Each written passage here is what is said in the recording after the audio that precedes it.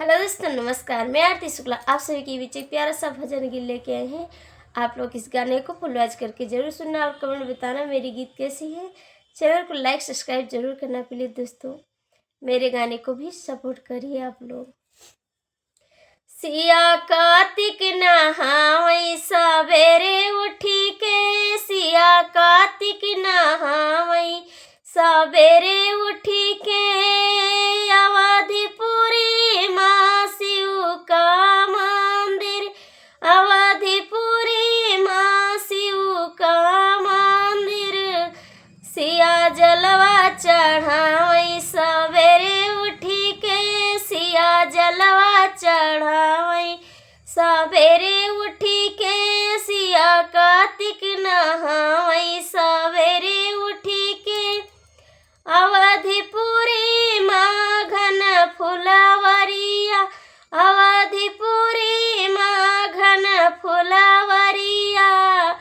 सिया फुलवा चढ़ावै सवेरे उठी के, सिया फुलवा चढ़ावै सवेरे उठी के, सिया कार्तिक नहावै सवेरे उठी के,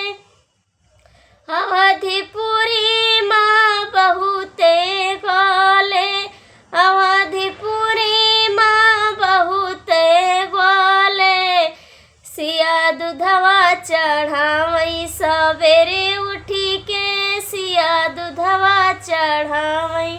सवेरे उठी के, सिया कार्तिक नहावै सवेरे उठी के, अवधिपुरी माँ बहुते गैया, अवधिपुरी माँ बहुते गैया,